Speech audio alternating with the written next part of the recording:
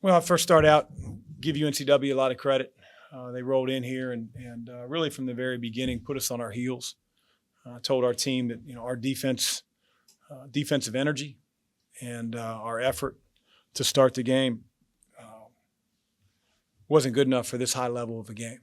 And it's not a one-off. It's been something that's plagued our team here as of late.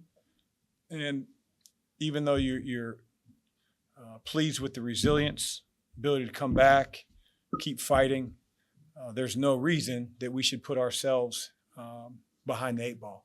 Having said that, UNCW had a lot to do with that. They had some guys make some shots that typically maybe aren't their major scores, but that's what good players do in rivalry games. And so we've got to figure out how to start a game better and then carry that effort and energy all the way through the game. Being shorthanded, certainly hurts, but UNCW was without a starter as well. So, you play with who you have. I'm comfortable with the guys that we have on our team. Our effort just wasn't good enough, especially early on, just fighting from behind the entire game. How serious is the Daywilk situation? I don't know. 2 days ago he tells me he's going to try to play through it, and then he doesn't, and that's no knock on him. He couldn't get it loose enough to, feel like he could help the team. He's sort of limping through warm-ups off the side, trying to get it loose. It's a thigh bruise that he's honestly been managing for a couple weeks now. That just, as you know, when you have an injury, it seems like you always just accidentally knock that part of your body, and it's just what keeps happening. So hopefully we can get the swelling out. We can get a little bit more flexible, and he can give it a go against Elon, but, there are no guarantees. How much did that change your game plan, on both ends of the floor? I don't know if it changed our game plan. It just changes our roster. It changes our depth. Now we have CJ playing probably a few too many minutes, although he played well. You have Debo, who then goes off to run the point because Evan Kilminster was out as well. And so, guys are playing a little bit out of position. But that wasn't our issue. I mean, when you score 83 points at home, you should win the game, no matter who you play. I don't care who you play. But because of our lack of readiness to start the game defensively, we got behind the eight ball. And, UNCW is a really good team. And they were prepared. And, we didn't do the job. What do you point to for that lack of readiness, and what do you think you can do in practice next couple of days to get you ready for Elon? Well, the thing about it is Thursday, Saturday, you don't have any practice. We've got a team that's played heavy minutes. Most of our work is going to be in the film room and walking through on the floor. I'd have to think about that to give you a better answer. A lot of times it's been my experience that it starts in the locker room with the guys that are on the floor. You want Jack Miller to cheer harder from the bench. What do you want Elijah Jones to do, from the bench? Cheer harder?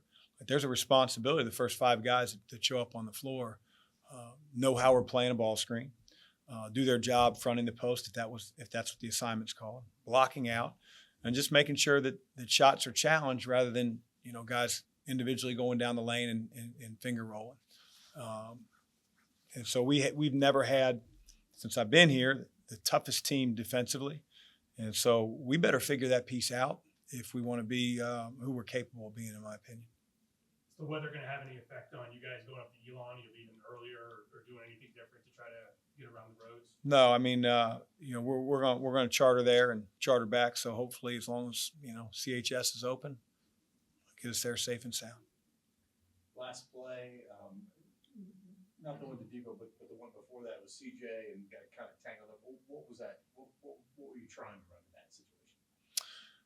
Well, we were trying to get him in a ball screen situation, and we felt like they could possibly switch. They've been doing that lately, even though Obahoa is, I'm probably pronouncing his name wrong, but the big kid, 55.